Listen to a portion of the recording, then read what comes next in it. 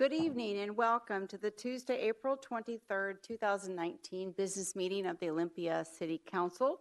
For the record, we have a quorum tonight. All are present. I need a motion to approve tonight's agenda. So moved. Second. All in favor say aye. Aye. Opposed? Agenda is adopted, which takes us right to special recognition. And this evening we have two items. The first one, item 2A, is a recognition of the legacy of board service of Jane Leclerc and Dwayne Harkness, and to go over, just touch lightly, because there's no way we could touch everything, but certainly they've touched many things in our community over their years of service. I would like to invite first Catherine McCoy to come forward and address the service of Jane Leclerc on the Design Review Board. Thank you. Good evening, City Council members and Honorable Mayor. I'm Catherine McCoy, Associate Planner with the Planning Department. I'm also the staff liaison to the Design Review Board. The first thing I'd like to mention, you'll notice in your packets that Jane Leclerc, it says, served on the Design Review Board for 15 years, beginning in 2004. However, 2004 was when our record keeping for this system began. And in fact, Jane Leclerc, board member Leclerc, served on the Design Review Board for 26 years. She began serving with the Design Review Board in 1993. Board member Leclerc has a deep appreciation for how the Design Review Board has progressed over the years. The quality of work presented to the board has progressed from sketches and schematics over the years to detailed computer renderings and graphics. Notable projects before the board during Ms. McClurg's tenure include the 512 Jefferson Apartments, the Red Leaf Townhomes on Phones Road, and Annie's Flats on Fifth Avenue in downtown. Ms. Leclerc is also proud of the board's work on the Lowe's Home Improvement Store in East Olympia and the Olympia Farmers Market. The mural on the east wall of the Lowe's building, and perhaps Ms. Leclerc will have a word to say about that herself. There's quite a story there. The mural on the east wall facing the Casey Keller Drive was the outcome of discussions between the board and the applicants of whom were from North Carolina, home ground of Ms. Leclerc, if I'm not mistaken about that. For the farmers market, the board worked to retain the metal roof in the design for the building. The metal roof gave the building some character and reinforced the look of a barn. The roof highlights the image the public can view when approaching the market from Capitol Way.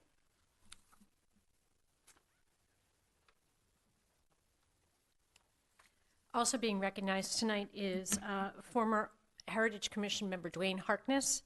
Dwayne served on the Heritage Commission starting in 2014.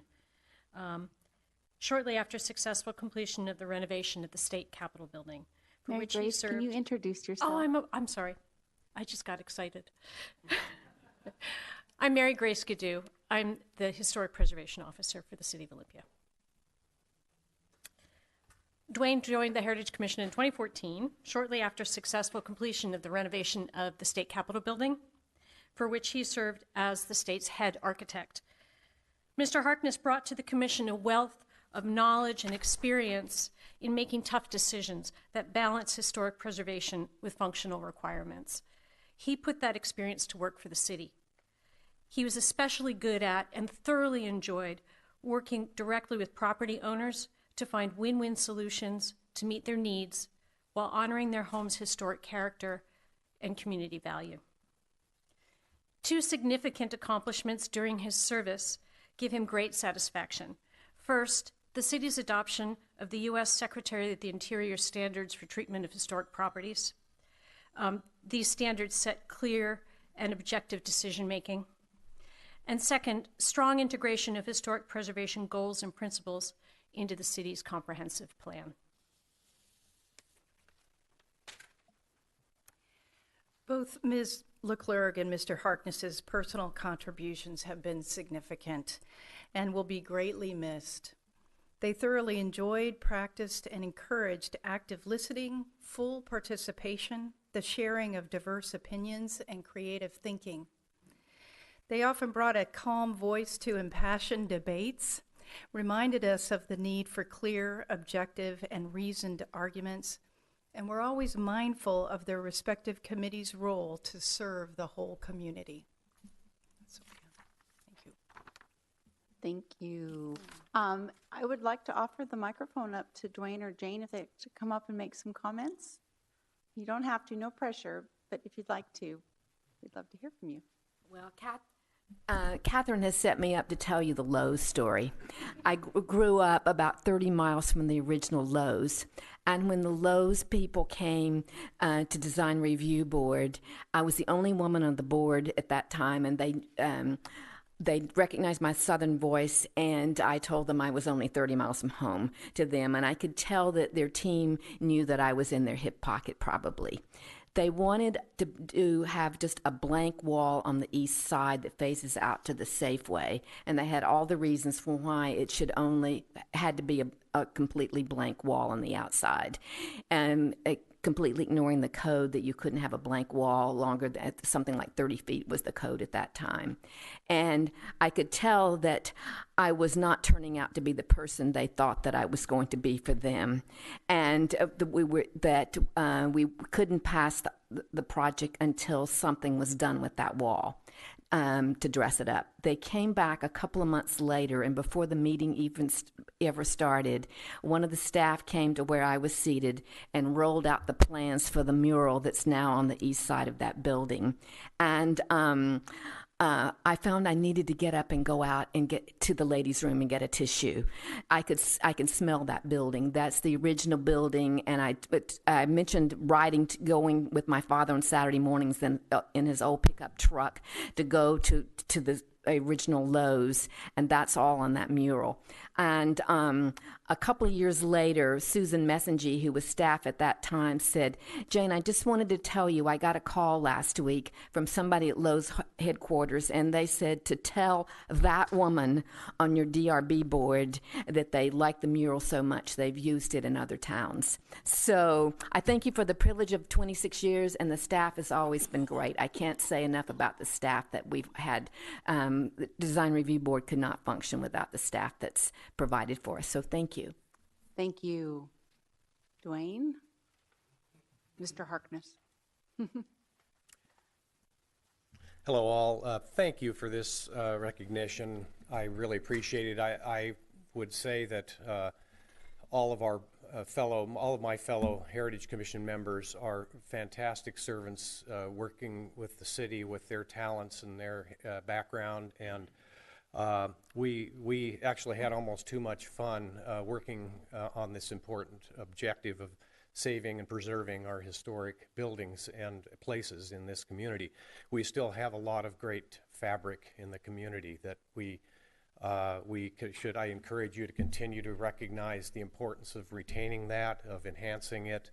I think we're on a great road with the downtown plan and the comprehensive plan, and we've got some great provisions in there to ensure it over time that we will recognize the importance of these historic places, which really are, I think they're very important in reinforcing heritage, reinforcing a sense of community and a sense of place.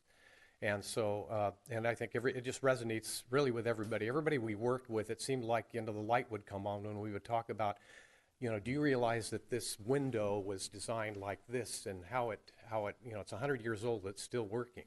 And a lot of people think everything that is new is better, and I think oftentimes we need to recognize that old stuff is something that if it disappears, we can't get it back. So anyway, I just had a great time. I really enjoyed it, and I want to reinforce what Jane said about the staff support that I've had over the years that I've been on the commission, 14 years on the commission, and we always had great hard-working support, and Mary Grace has now got that role and is hitting it hard and doing a great job already.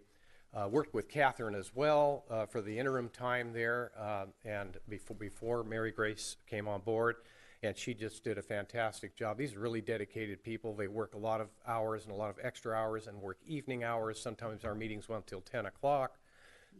And that dedication needs to be recognized, I think, as well, the staffers that come in and do this. So we have a great community. I'm very excited about the future, the present and the future.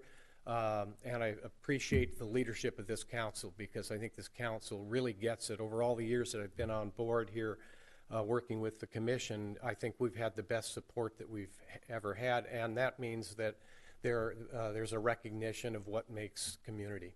So thank you so much.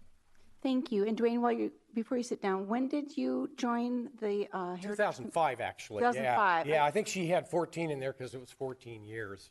Right? Yeah. So 2005. Yes. I just wanted to clarify that. Yeah, I was invited to join the commission by the late Jim Connolly. He was a has passed away some years ago. Jim was a very good friend of mine. He was a very prominent attorney in town here and a champion for heritage and historic preservation. And I had just come off of the ledge building rehabilitation project, and he encouraged me to apply and got in, and over the years met a lot of great people working on the commission and working in the community. A lot of great people in this community that own these wonderful places. So. Yes, well, thank you so much for that. And I just want to add that your comments and your service have really helped. You know, we are growing. 40% is projected over the next now probably 18 years, but helping us grow with grace. And that's what the Heritage Commission is all about, and maintaining that sense of place as we adapt new people into our city. Absolutely. So thank you for that. And I have one more comment. And then Jane, I also want to recognize your longtime service as a downtown business owner. Jane owned Fireside Books for how many years? 17 years. 17 years. And I still walk by and get a little misty when I see that space empty. So thanks for your contribution that way as well. Mayor Pro Tem Bateman has a comment, and then...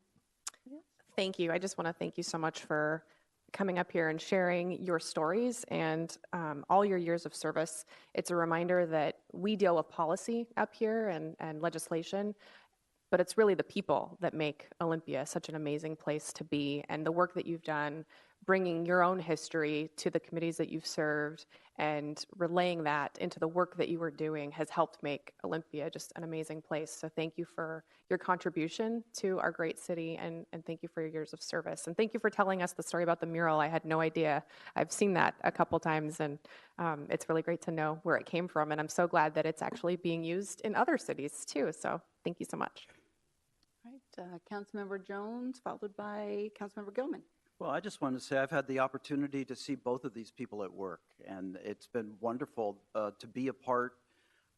My role has really just been a snapshot out of these many years that you've given to Olympia, but work on 1, 2, 3, 4th, or on the transit center, or it just goes on and on, the list of both the Design Review Board and the Heritage Commission. The work that moves through those committees does make a significant difference in our community. So thanks so much for your work, and I'm glad to have been able to witness part of this legacy that you've left for us.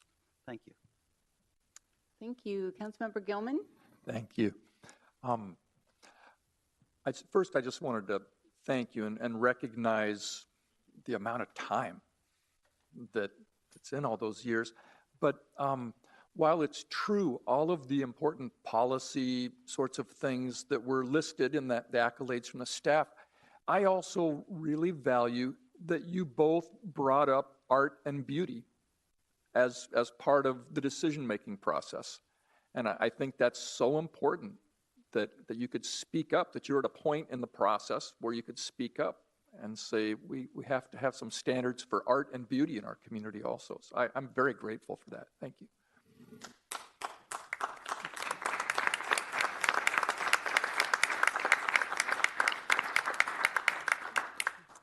So that concludes item 2A. We're on to special recognition 2B, and that is a presentation of the Environmental Protection Agency's Drinking Water Revolving Fund. This gets the award for the longest title.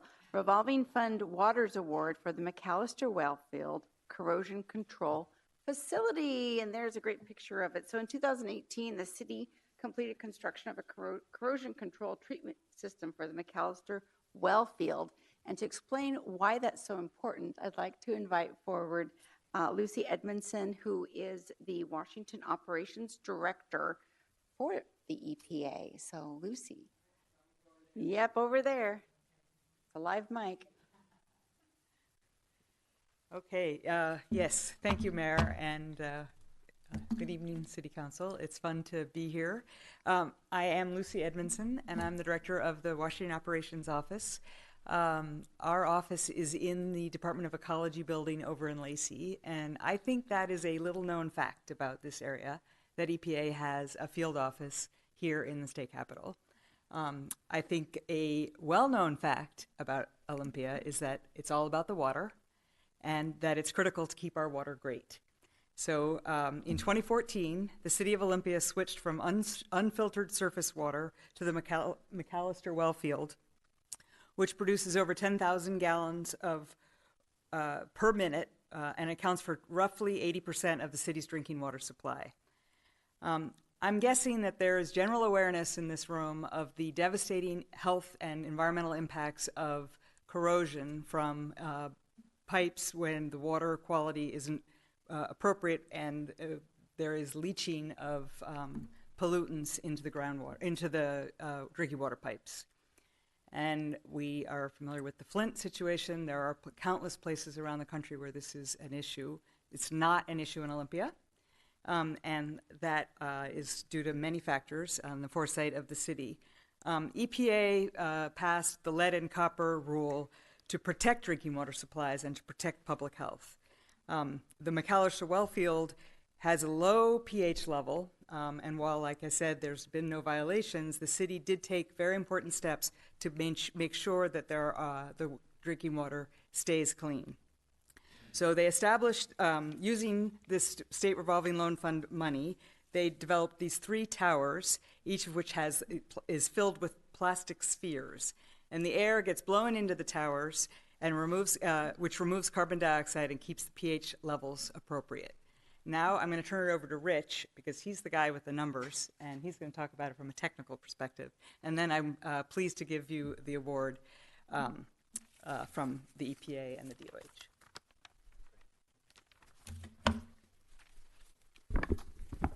Well, good evening, Mayor Selby, members of council. For the record, I'm Rich Hoy, Public Works Director. And I just first want to thank Lucy for being here. This is a real honor for the city to be receiving an award from the EPA, from the federal government, for our work. And I will say that from staff's perspective, we're really proud of the work we've done on this project. And if you'll allow me, I just want to make a couple introductions. So first, there's some staff here that worked on this project. Tim Richardson, in the front row there. Tim is a supervising engineer. He was the project manager on this project. Eric Christensen's our newly appointed Water Resources Director. I also want to recognize that Kay Rotel is here from the State Department of Health, Office of Drinking Water. And also Mike Johnson is here representing Gray and Osborne. They were the design consultant on the project. There were many other people that were involved in pulling this off, and so we're really proud to be at this point tonight.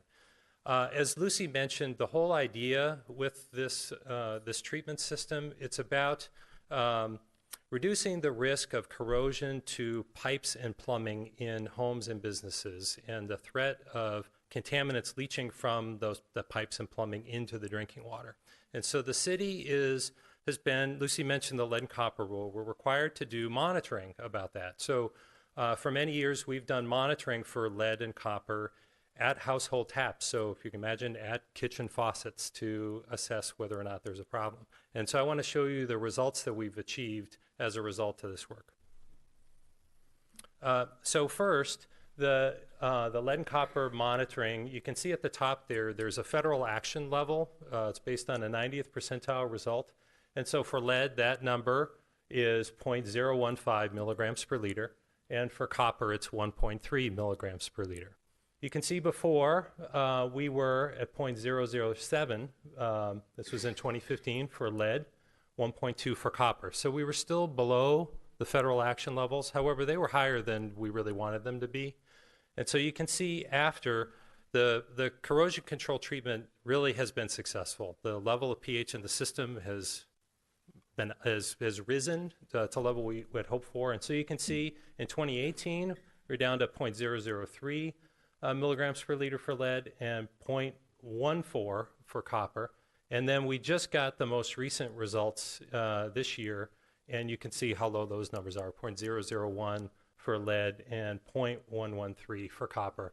So those are significant reductions. It just shows that, in my opinion, this was a wise investment that the city made and something that we can really feel proud of in terms of protecting the health of our community. And so with that, I'm going to turn it back to Lucy. All right. Thank you. And so actually what I would like to do is bring everybody up, including Kay, and give the city the award from the EPA. So Rich? Or shall I give it to the city council? I just don't You think have, I can cross the line. should we all get in a picture? Or do you Yeah, want- that would be let's great. just I do didn't that. know that I could cross the line. So Yeah. Yes. yeah, let's do it. More the merrier.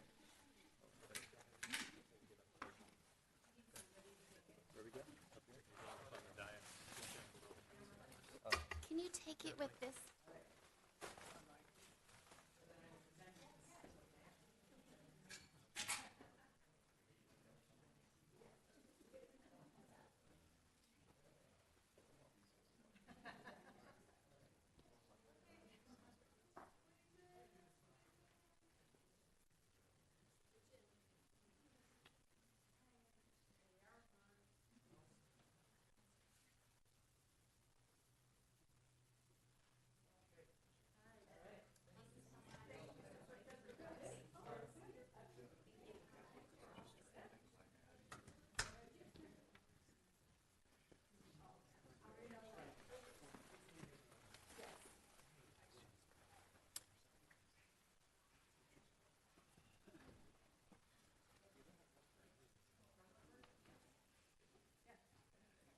Well, thank you, Lucy. And I asked her just now if she had explained what the Waters Award is actually an acronym. And I just am continually astounded by the ability of state and federal offices to come up with amazing acronyms. And this one is for well-planned, affordable, transferable, efficient, resilient, or sustainable. So that's the Waters Award.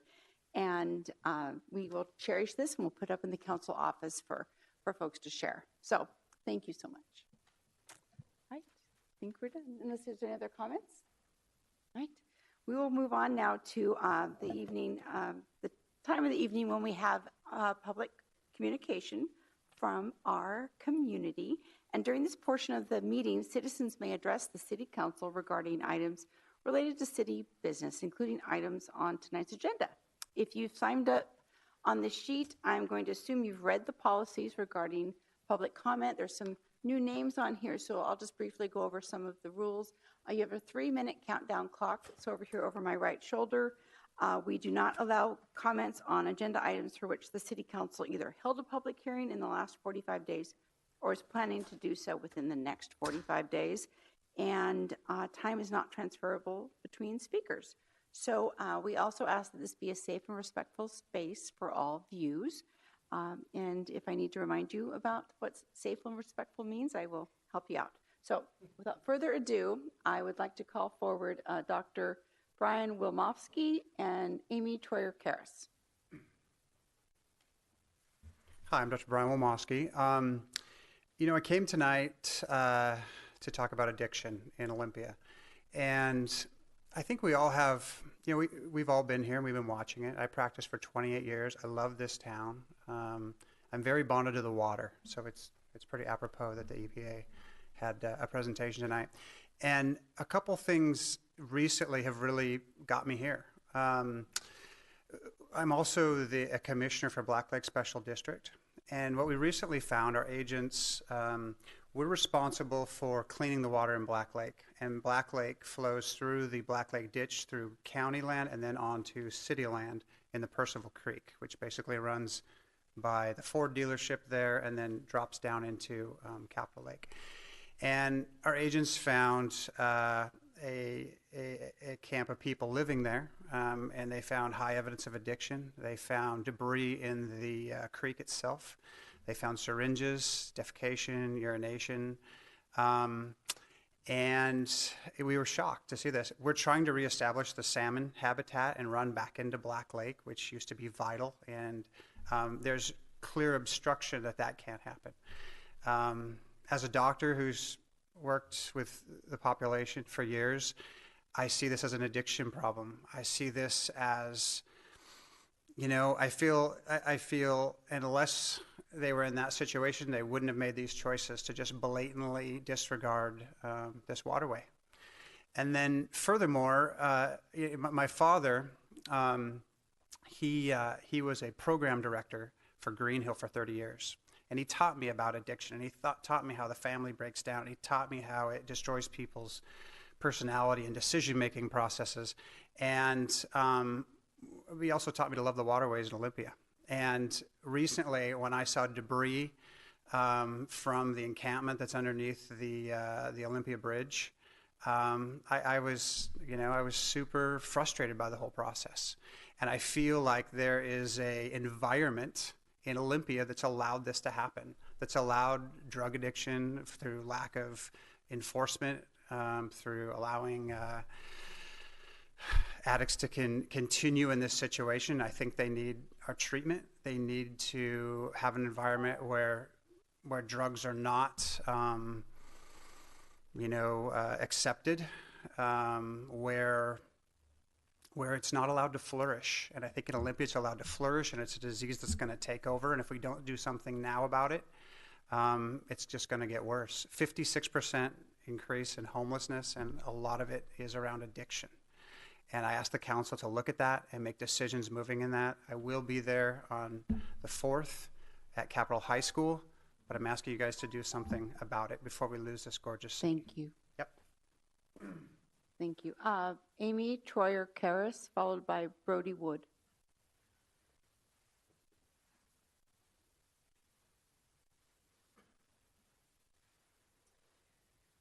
All right. Good evening, City Council and Mayor. My name is Amy Troyer-Karras. I'm a community member. First, I want to acknowledge that this land is traditional territory of Stichass people. The Stichass people are of the Squaxin Island tribe.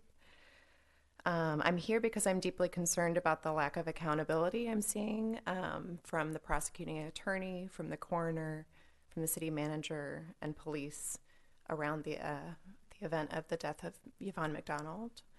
I personally have seen John Thunheim speak on the power of hope, and I'm not really interested in empty words or meaningless eloquence. To me, hope is not a bubble. It's not a balloon. It's a thick root, and it comes cultivated from the deep and dirty work of building trust and being accountable. I'd rather talk about delusion, frankly. The delusion that Olympia is a liberal place where everyone is valued. Clearly that is not the case when a woman is allowed to lie in a state needing medical attention for nearly an hour without being taken to the hospital. And that's in my neighborhood. And I care about her, and I care about her family and the lack of response that's happening right now. I'm tired of the politics of inclusion without the practice of accountability. I want to see people in positions of power leveraging that power and not hiding behind it. I want to see an outside investigation, and I want to hear more voices speaking on behalf of Yvonne McDonald, her family, and the struggle for justice. Thank you. Thank you. Brody Wood, followed by Lisa Ganser. Mayor Selby and City Council, thank you. Brody Wood, I've lived here for 25 years. I'm an orthopedic surgeon with Olympia Orthopedic Associates. I moved here as a 29-year-old with one child, a young wife, and loved this town, loved the beauty and the art of this town. I love the quirkiness of it. We used to go to pet parade, procession of species, art walk, fountain, restaurants. We've been really involved in this community until the last 2 or 3 years when the degradation of this town has just become apparent to everybody. It's a conversation of every person I talk with. Every patient I see in the office is now afraid of this town. My own family has been the recipient. My wife was trapped in a car. My daughter nearly attacked and molested with her friends downtown. We have a boat down at the marina that was ransacked with drug paraphernalia throughout the boat, and even harassed along East Bay Drive. It's been terrible, and I'm very concerned. I feel that this is an invited problem in some respect. That in the hope to care for these people, we provided them medical care and food and tents and funding to pick up their feces and their garbage. And, it's the give a man a fish, he'll eat for a day, teach a man to fish, he'll eat for a lifetime. And I think in our want to help these people, we're not helping them, we're destroying what is a beautiful town. I'm in a maybe more of an upper echelon of people that can invest in this town and push this town forward, but everybody's afraid of the town now, afraid to invest. You've all seen Seattle is Dying proposals brought forward. I know those are expensive, and we may not have access to those solutions. I truly feel, and talking with many business owners in Olympia, that it would be wonderful to have something that is maybe adjacent to the city, something that doesn't scare the patrons, scare the families, and perhaps a bus system to get these homeless people and some drug-addicted people to an adjacent spot where they could be provided food, where they could be drug tested, where they could be provided care, and the love they're needed, but not in a way that disturbs the businesses of this community, which are beginning to fail. I've talked to the owner of Drees and Basilico and multiple other stores that are now suffering under this weight of the homelessness and the drug addicted in our town. And I just ask that you consider an adjacent spot to this town to care for these people. Thanks. Thank you. Lisa Ganser, followed by Jim Reeves, also known as Moses. Hello, my name is Lisa Ganser, and I'm a white, disabled, non-binary, poor organizer and artist living here in Northeast Olympia. I've had the same address for the 3.5 years that I've lived here in Olympia. I'm a community member, and I'm also a part of a broader police accountability community nationwide. And I'm here tonight to talk about Officer Ryan Donald. Ryan Donald is the police officer who attempted to kill Andre Thompson and Bryson Chaplin on May 21st, 2015. During the trial that led to the incarceration of Andre and Bryson, because Ryan Donald was never held accountable, though Andre and Bryson were made to go to jail. During the jury selection process of that trial, there was a possible juror that came up. He was a potential juror, and he shared a story about Ryan Donald's racist behavior. He had been asked a question on the written questionnaire, and the guy, his experience was that he had called the police because his mail was being stolen from his mailbox, which is kind of a thing here in Olympia, right? And so he wanted to file a police report. And it took a while for the police to finally come out to his house, and when they did, it was Ryan Donald that came and immediately started berating this gentleman's roommate, who is an indigenous woman. And both of them had their mail missing, and he was blaming her. Also during the trial, there was a racist meme that was on Ryan Donald's Facebook page. I know that there were many that were on his Facebook page, but they could only bring one into the trial. And it was a meme of Dr. Reverend Martin Luther King in a famous image from the I Had a Dream speech. And Ryan Donald posted this, and it had a dreamsicle, and it was like, I have a dreamsicle. And during the trial, he said, that's not racist, it's a play on words. I'm saying these things to show his racism. He also, Ryan Donald, on May 28, 2014, was passing by CenturyLink, the CenturyLink building. I'm not sure if y'all know about all these things, but he saw a black man who was going into work, and his name's Tyrone Johnson, and I'm going to run out of time before I get to say all this stuff. I just recently found out that that Vanessa Hobson, who was killed recently by medical restraints, by chemical restraints, that one of the officers that was on top of her was Ryan Donald. I haven't seen that information anywhere. I don't feel safe here. I love my unhoused neighbors, our community members without addresses, but I'm afraid of the Olympia police. And I really hope that someone will hold Ryan Donald accountable. He was there when Jeffrey McGough died as well. Thank you. Jim Reeves, also known as Moses, followed by C.C. Coates.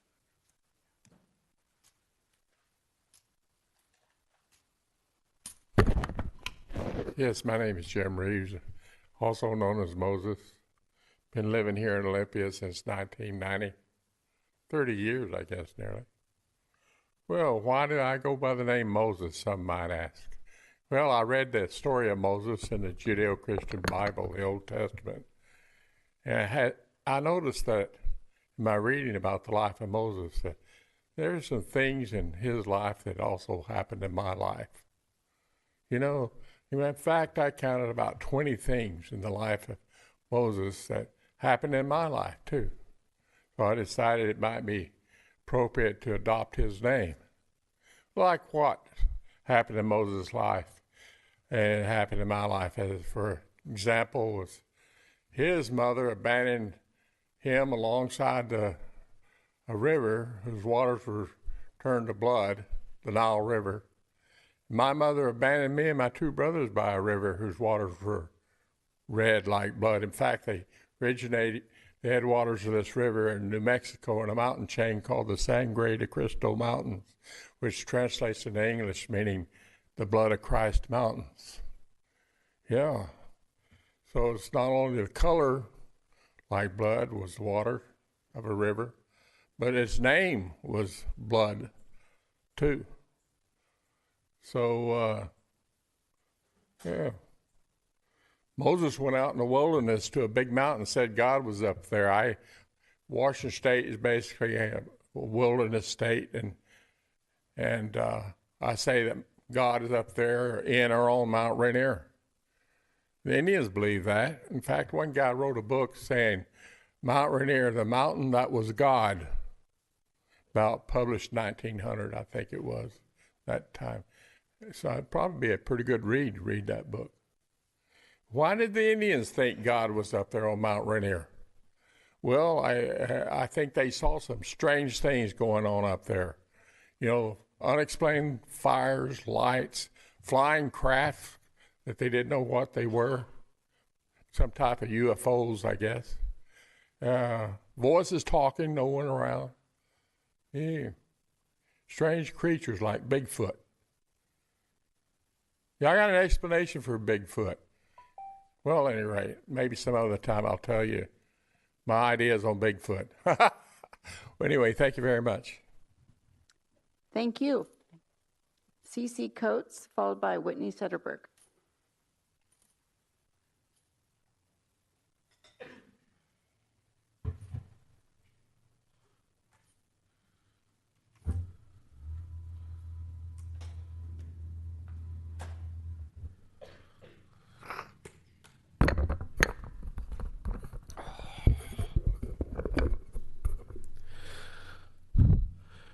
Hello, fellow citizens. I'm C.C. Coates.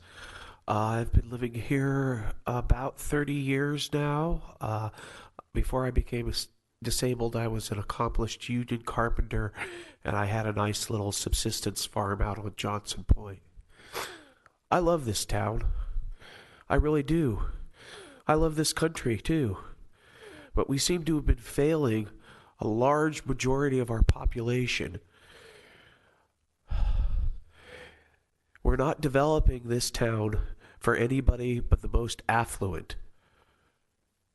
The only real cause of homelessness is a lack of housing that people can afford. We don't have a plan to get enough housing to get even our disabled people off the streets or our seniors, much less all those people who work countless hours and hard hours, making all you business owners money working minimum wage. We need to come up with a development plan that gets housing for everybody. These temporary interim shelters, there's nowhere to transition to. You could put me in one of those tiny houses, but I'll never get out. Not without affordable housing. We really need to adopt a housing first model. It's been successful in other areas and other locales. Mental health treatment goes a whole lot better when somebody has stability. Our ongoing health crisis could be much alleviated if people weren't forced to live in unsanctioned camps. In the short term, we need to have an at-scale camping and providing of services so that we no longer are forced to have to use public restrooms and public garbage cans, which are increasingly being removed. But if we continue to just blow our money on the short-term interim transition and don't give people a place to live after that, we are going to fail consistently. There are so many people who've bounced in and out of these transitional places, from transition place to homelessness back to transition place. This is not a solution. If we're going to build 20,000 luxury condos, that's not going to fly for the rest of us. We've got 2,000 way above what most people can afford units going in. We need to make sure we get a proportional number of units for all economic demographics. Please work on this. Thank you. Whitney Sederberg.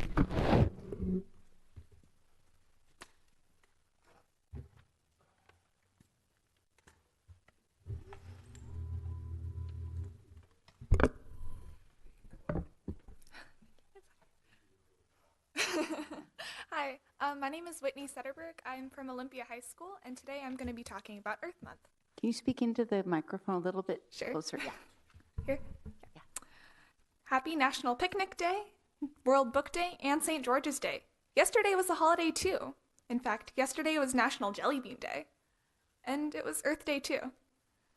It's kind of funny how Earth Day gets somewhat obscured within the hundreds of holidays that we celebrate every year. Certainly less so in Olympia than in other places around our country, but if every day is a holiday, then it kind of defeats the purpose of having holidays in the first place. Of course, I still believe it's important for people to express themselves through celebration, but something like our planet should get more than just a day of thought and 30 seconds on a school's morning announcements. Because of this, my dad and I began a campaign in Olympia for Earth Month with the idea that one day is not enough. I was going to speak here last week with the Climate Action Club, but I had a different obligation, and it's Earth Month, so I guess I have a whole month to do it. We've already gotten proclamations to make Earth Month official in not only Olympia, but the whole state of Washington. It's important to give the Earth more time, not only because of what it's obviously done for us, but to educate more people about what's going on with this place. Some of my close friends didn't learn about climate change until middle school science class because they went to private schools for elementary or middle school. I think that it's important that we talk about, or that we educate more people by having a whole month dedicated to this. And we live in Olympia, and they didn't know about that. In more rural places, then they'd probably know even less. I don't mean to be stereotypical in any way, but you can't deny the fact that our city is more active and concerned with this issue than the average city.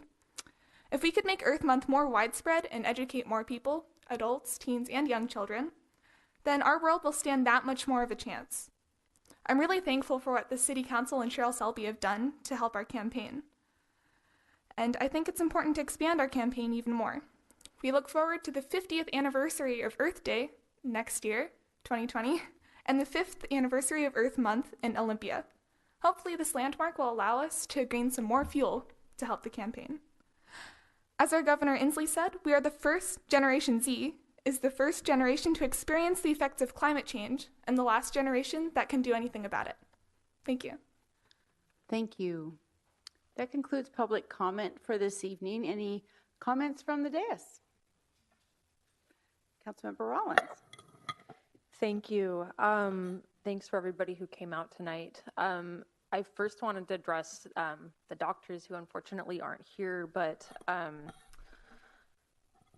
I just learned yesterday that backing up,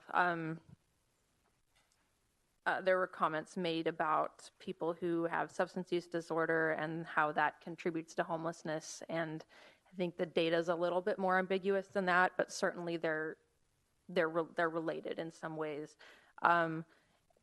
The Seattle is Dying documentary was also mentioned, and some of the solutions on there. And actually, one of the solution that works the best, besides housing first, is medically assisted treatment. We have a clinic that does that in Olympia, but they have a shortage of prescribing physicians. So I would also put this out to my council mates who may have doctors in their circles that the Olympia Butte Clinic at Capital Recovery Center desperately needs prescribing physicians for the medically assisted treatment that they provide. They're a very busy clinic, and this is not a volunteer gig. They have grants to pay these folks. So I would appreciate, and I know they would appreciate having that word go out to a broader network. Let's see.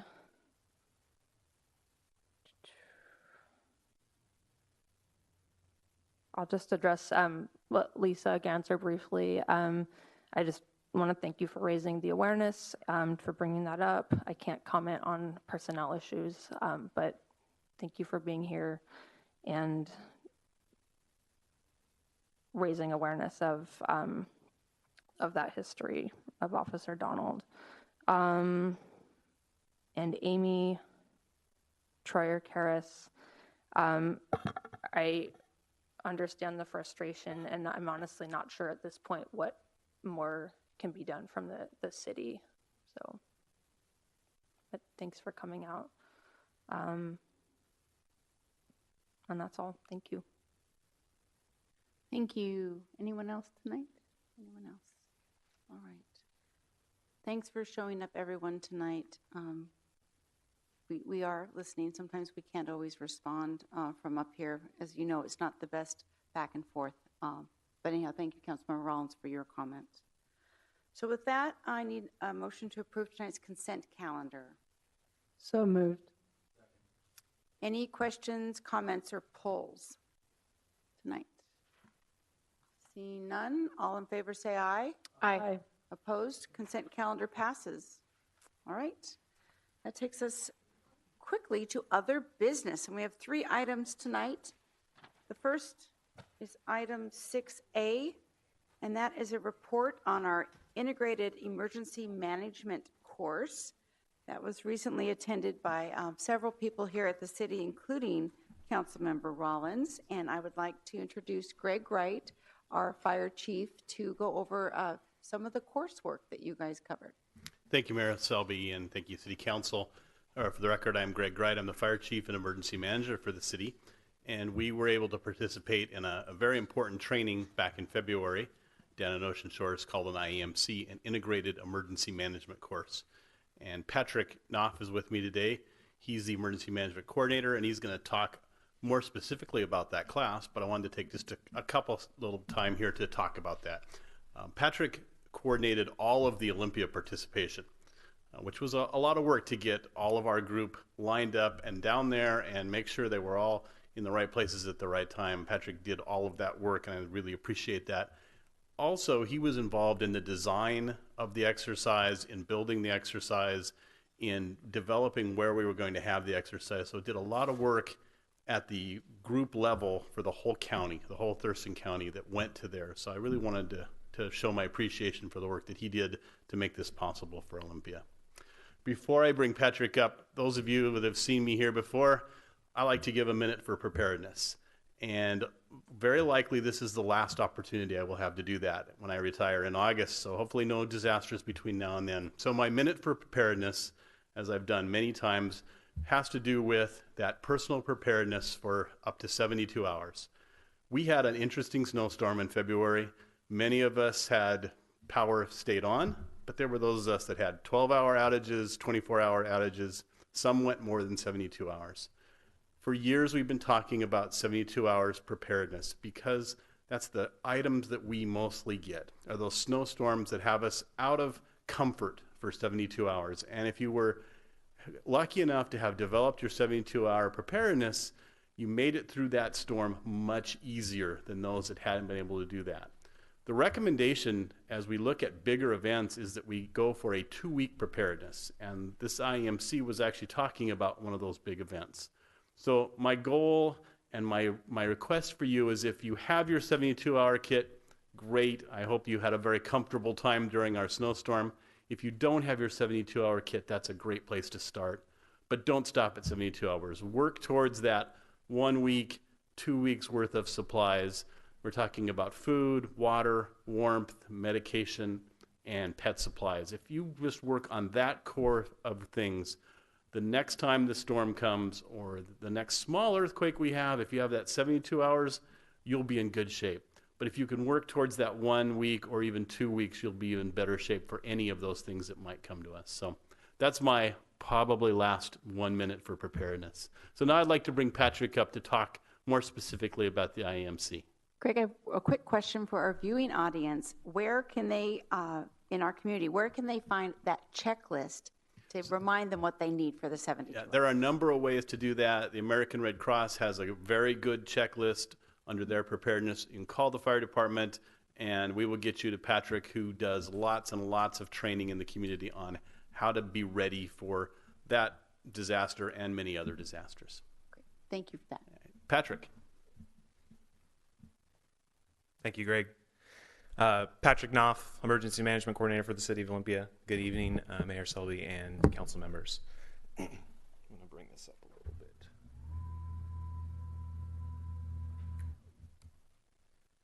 So, the IMC was a culmination of 5 years of training and recovery planning within the Thurston County region. The Emergency Management Council of Thurston County organized 10 executive seminars over those 5 years, and they were focused on mitigating and recovering from the hazards that we have within the city of Olympia.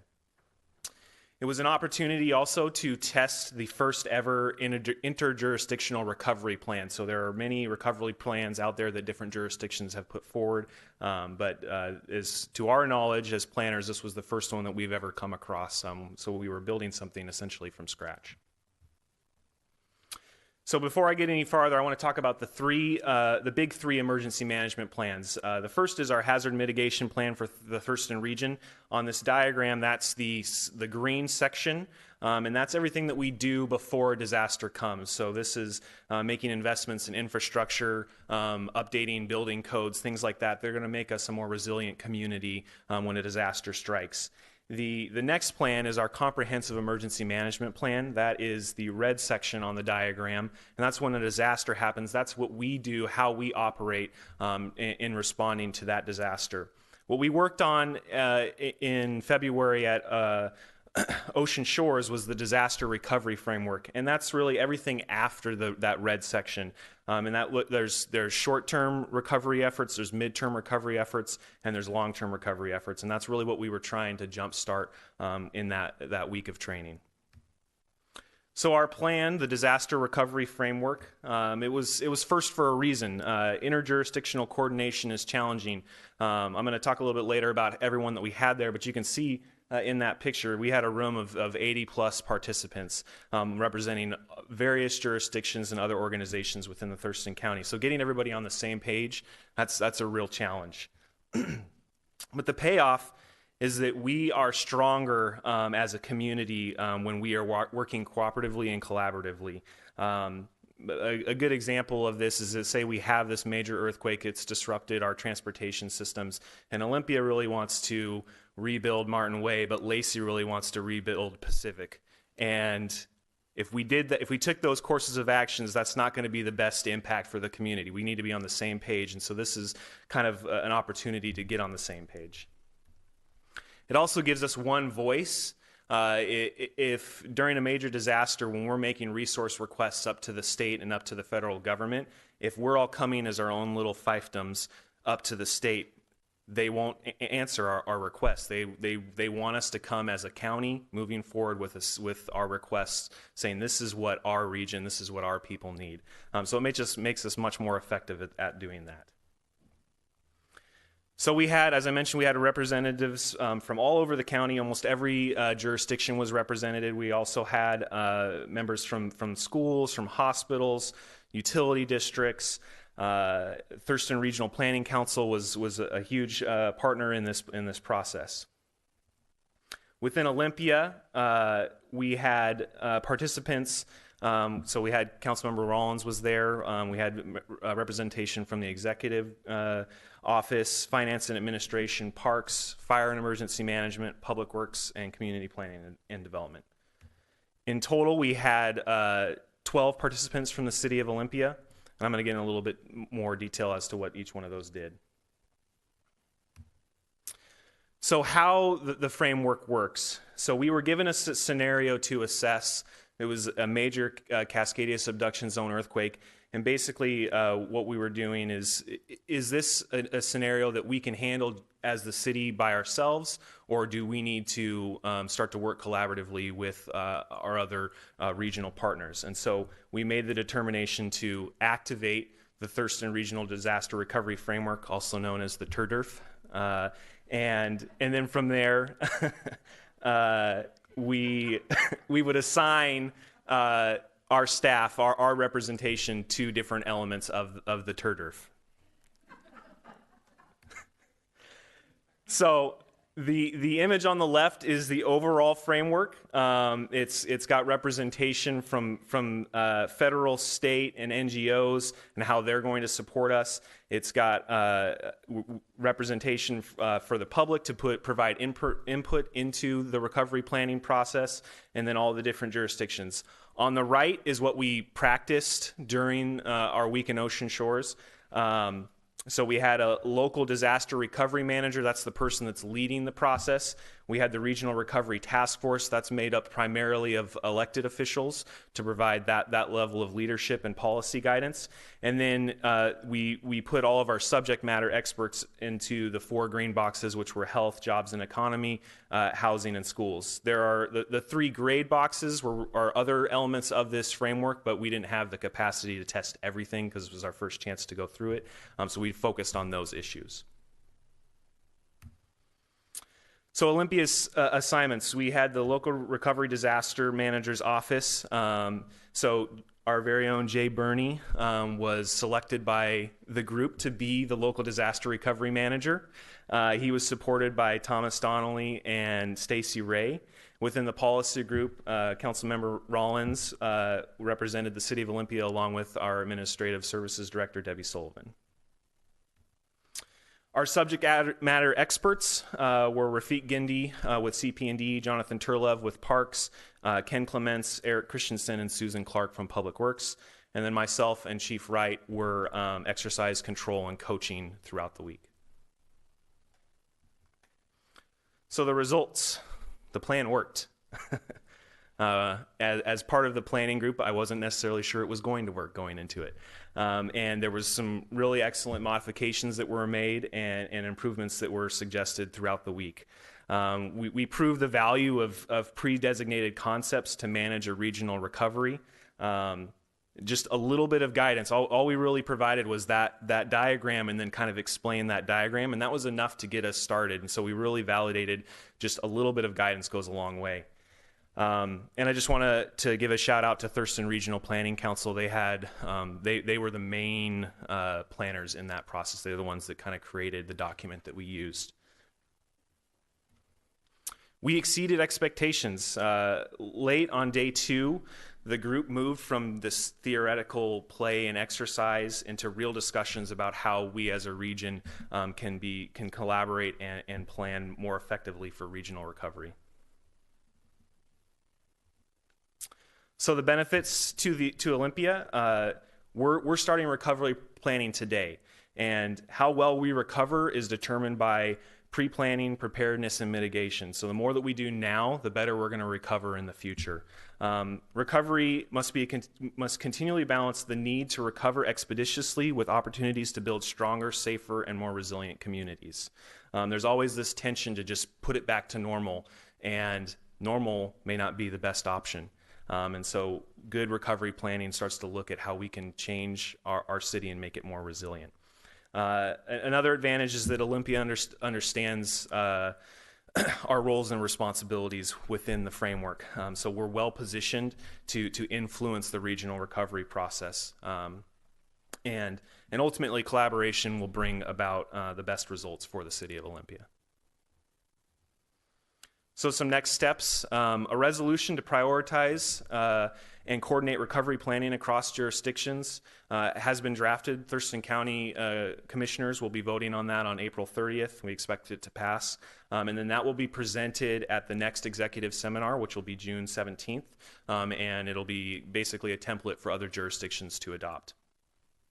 We will also be doing a more in-depth recap of the Integrated Emergency Management course at the executive seminar, so you're all welcome to join us then. And then finally, to continue to develop the city of Olympia with our hazards and recovery in mind. We're already doing this. The bulkhead replacement is a great example. The fact that we have a fire sprinkler ordinance, that's going to help us to recover as a city more effectively. There's plenty of other things, plenty of other public works projects that can be modified or already are good mitigation efforts. So just to continue that work going forward. So before I open for comments and questions, I just wanted to give Councilmember Rollins an opportunity to share her thoughts since she was there. Thank you. It was a fascinating week for me. It was also very exhausting mental exercise, but just I learned so much. I was so glad to be able to go. I wrote down a few notes just to share. One phrase that really stuck with me. So one of the presenters asks, "What's the definition of resilience?" And almost everyone says it's bounce back. And he said, think of it as bounce forward. And it's kind of what Patrick was getting at. It's not so much we want to go back to normal, but if you have a disaster, how can we make the best out of that moving forward to make our community make more sense, to have a better community. Second principle I wrote down in recovery, engaging the whole community, especially those most impacted families and communities.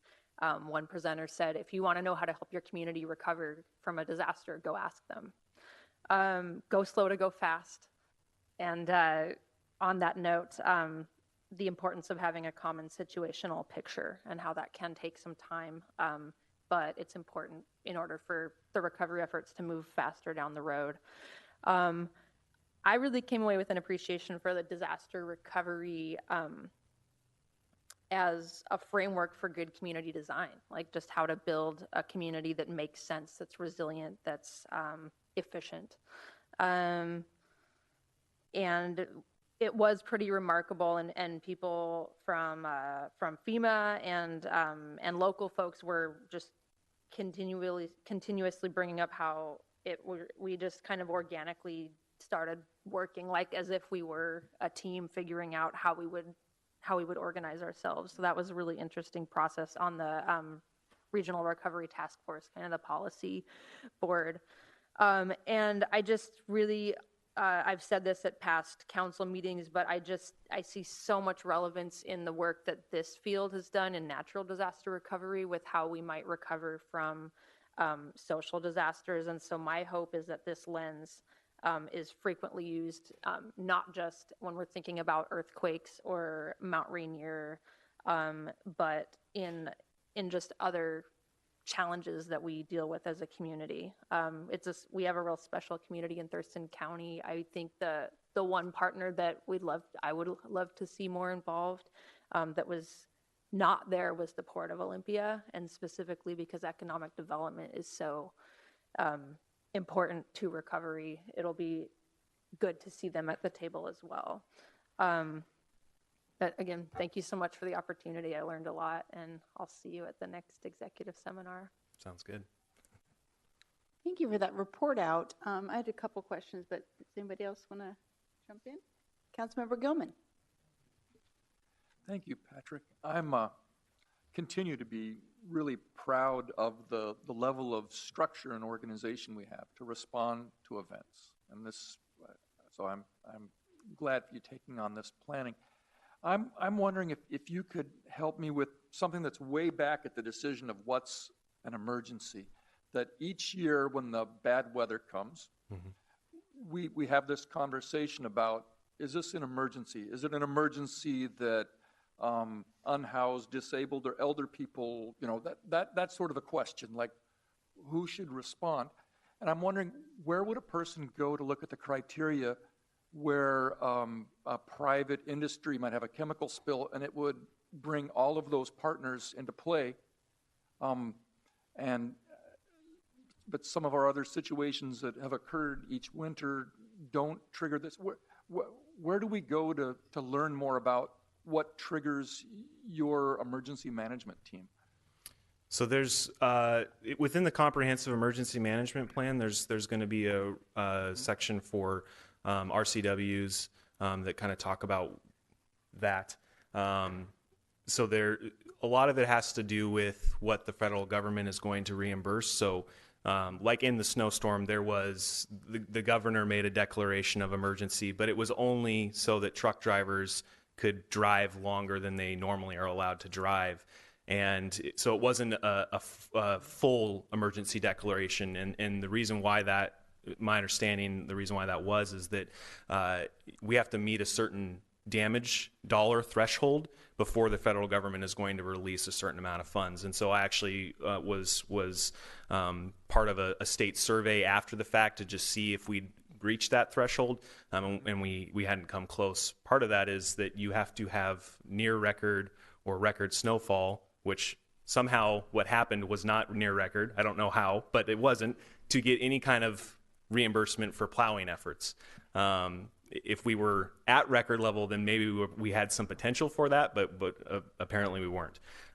So that's the general understanding of when you declare has to do with, are you going to meet a dollar threshold, and you do it to put a temporary ban on certain restrictions. So like the truck drivers being able to drive a little bit longer, or to be able to expedite an emergency contract or something like that. Thank you. That's helpful. Yeah. So Patrick spoke on the federal piece of this. We also have a local view of that, and it's also within our emergency management plan.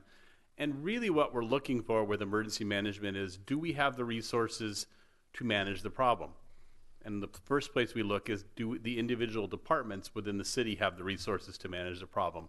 And if they don't, could we combine city resources? And that's the first step. If we can combine two departments to make the problem something that we can handle, we do that. If we need to combine all departments of the city, if we need to work with other cities or counties, each time we see that need, we can the plan allows us to step up and bring more resources to the table. So if you're looking for a definition of an emergency, truly an emergency is, a disaster is the inability to manage the situation with the resources you currently have. Thank you. Sounds so simple. Anyone else? Any questions? I just had a quick one. That slide where you listed everybody that participated, or the organizations that participated, was Olympia School District on there? Okay, great. I know we had representation from schools. I don't remember which district it was that came. I could find that out for you. Yeah, I would like to know. I would really hope that Olympia School District would have had someone there. Yeah, Olympia School District was there. Jennifer Pretty was there. Okay. Excellent. And then thanks. And Lot was there as well? Yes. Great. Okay. Thank you for that. Yeah, and there were more people that we wanted to invite, but we reached a point where you just couldn't have everybody that you wanted. Sure. I think it's more important at that point you have organizations at the table that are going to be as highly impacted as the city, rather than so many people from one organization. So, yeah. Then as well, and thanks to Councilmember Rollins for attending and being able to share with the council what you learned. This only happens every 10 years, it looks like. Yeah. So the opportunity, would have passed if you hadn't taken it. So thank you so much. All right. Anyone else? Thank you. Thank you. Item 6B is approval of the 2019 Neighborhood Matching Grant allocations. And I'd like to invite Mary Grace Gaddu up, who is our Historic Preservation Officer. She's going to talk about the process, and then Councilmember Jones will give some remarks on being part of that team.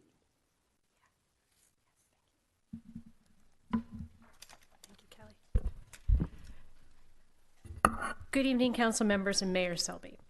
My name is Mary Grace Gaddu, and I'm the city's Historic Preservation Officer. And I've had the pleasure of administering the Neighborhood Grants Program this year. I'll be presenting a brief overview of the program, information on the submitted proposals, and a recommendation for funding. The Neighborhood Matching Grant Program has been in effect for 18 years. It was first piloted in 2001 to encourage projects that foster civic pride, enhance and beautify neighborhoods, expand citizen involvement, and promote the interests of the Olympia community. The city's recognized neighborhood associations can request funding up to $5,000 with a 50% in-kind or cash match. We received 10 applications for 2019 funding, which is above average for the last few years. One application was deemed ineligible for funding due to a potential conflict with future park development. That was up at Lions Park. The 9 applications recommended for approval will engage over 1,200 volunteer hours and leverage the city's $23,000 budget for this to $97,000 in activities, programs, and improvements.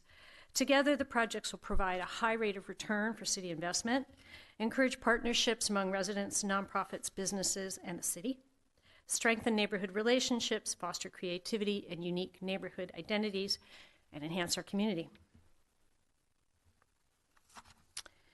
A little bit about process. In order to be eligible, proposed projects must meet one or more program goals, which are the top set of bullets, and meet practical requirements. Some practical requirements on the lower list. After being screened for basic eligibility, applications were evaluated against the program goals, and Councilmember Jones participated in this year's review, along with an interdisciplinary panel of staff. This is a map of our recommended projects. There are 35 recognized neighborhood associations, plus the Council of Neighborhood Associations, and also the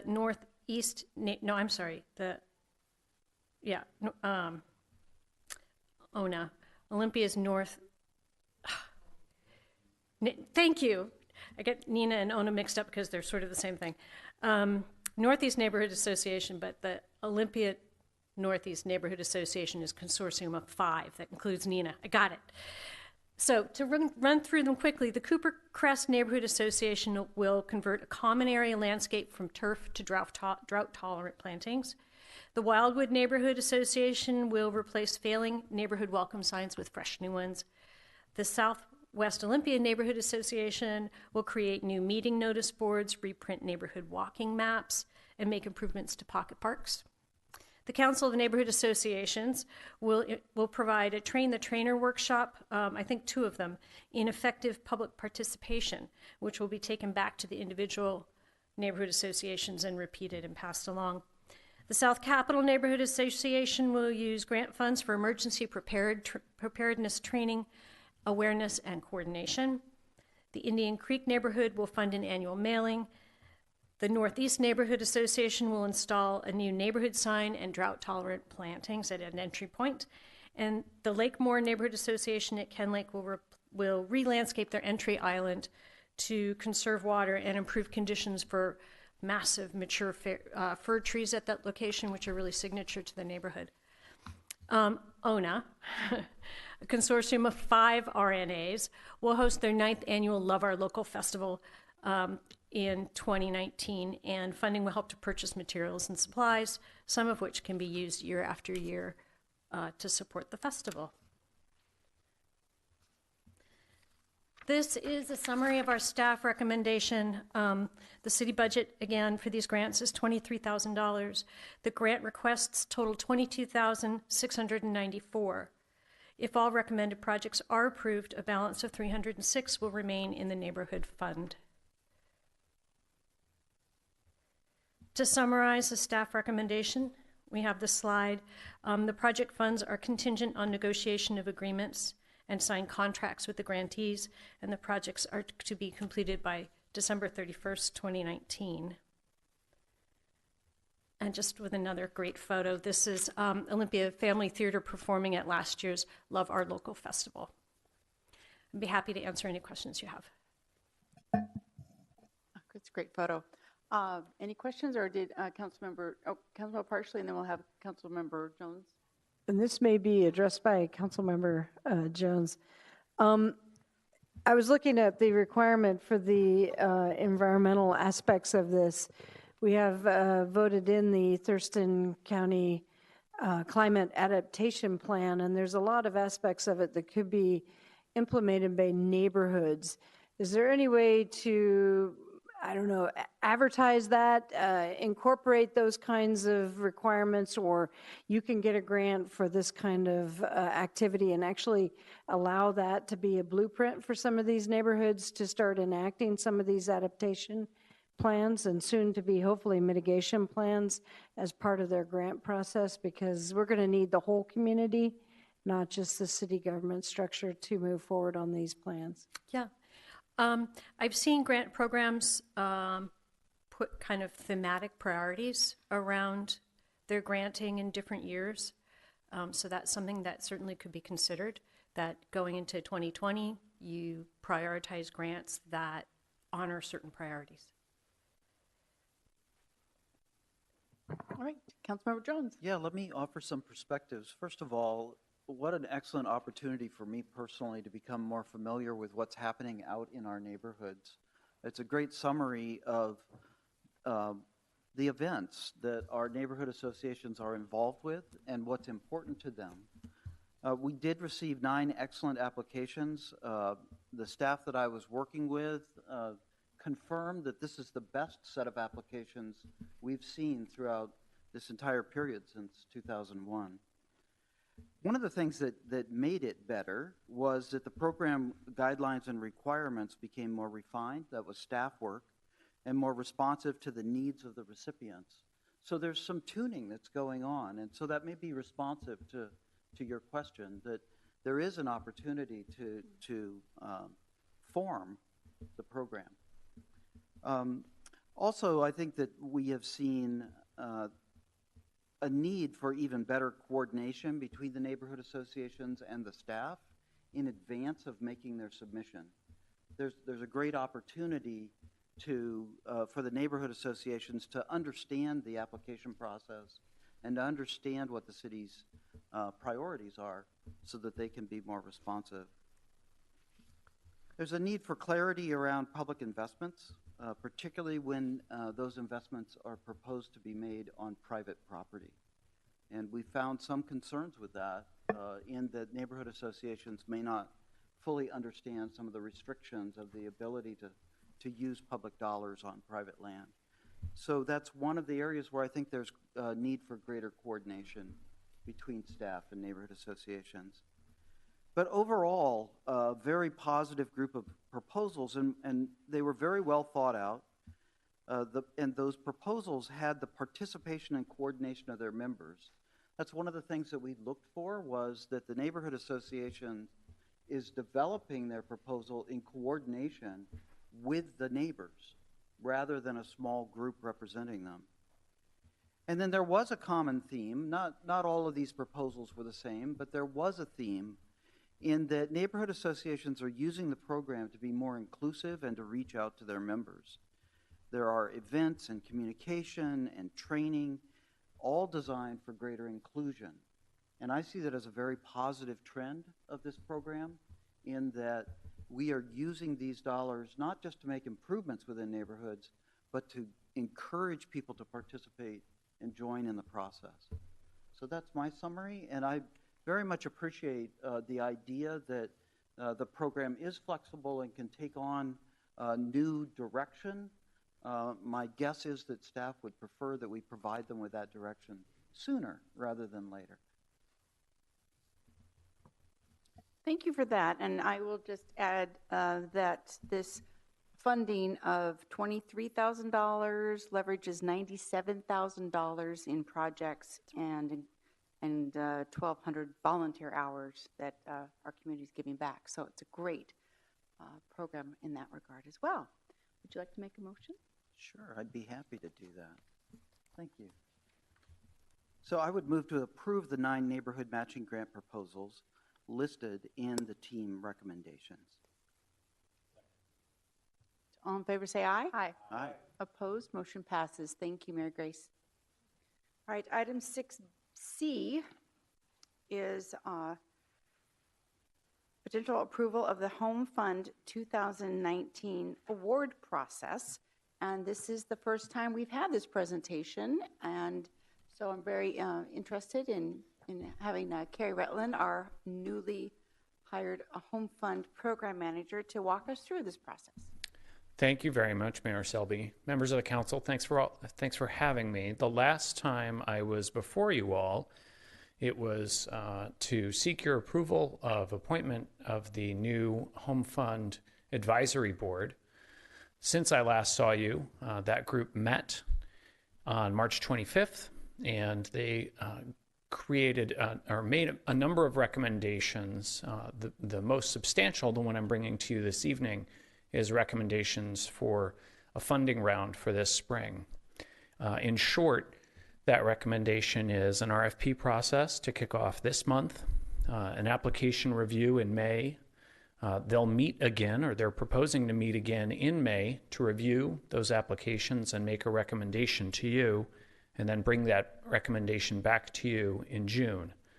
And that all is timed intentionally to line up with an award to a project or projects in time for those projects to move forward and compete for state housing trust fund dollars over the summer in July, and federal tax credits through the Washington State Housing Finance Commission in the fall, in September.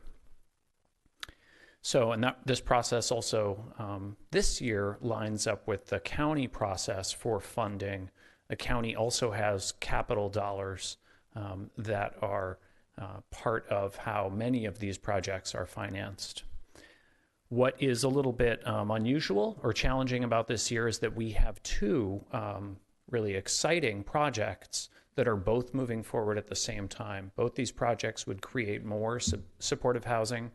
One through a family support center project on the west side that would support, I believe, 42 units of housing for homeless families. And the other project is around 50 units of housing plus a shelter for Interfaith Works on the east side of town. So one of the challenges that was discussed, the big challenge that was discussed by the Home Fund Advisory, is that we have these 2 projects competing in our community in the same funding cycle, and that it is uncommon that 2 projects would be funded. So part of my recommendation tonight is that you consider potentially awarding, when I come back in June, hopefully, we may want to look at awarding dollars for potentially a 2-year award, or using some of next year's dollars towards an award round this year.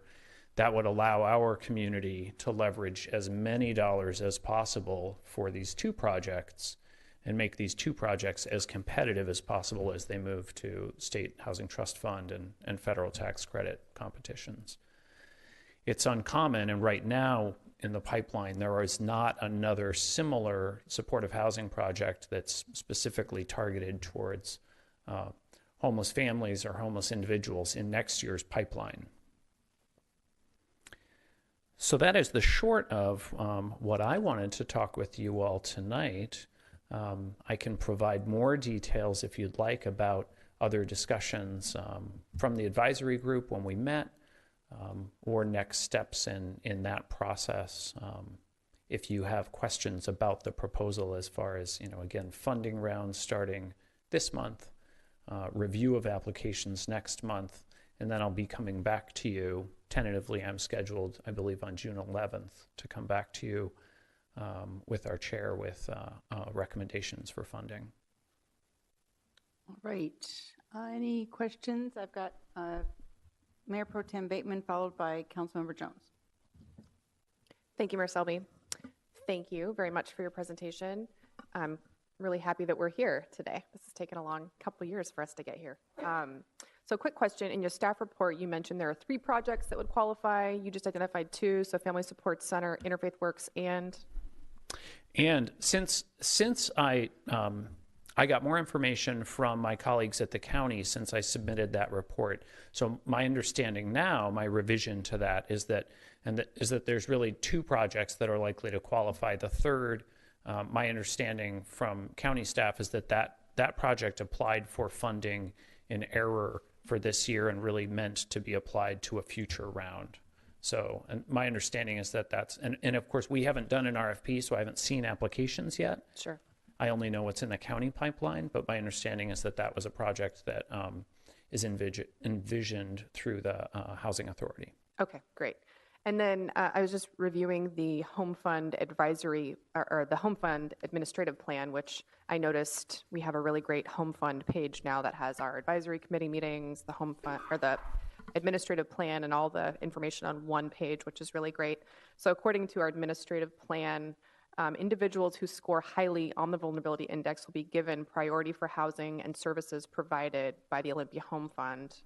And in the staff report, it mentions that the board recommended that staff request proposals from projects serving the lowest income levels that are the most ready to proceed. And I didn't see anywhere in the staff report the criteria of vulnerability based being prioritized. So could you just clarify that? Sure.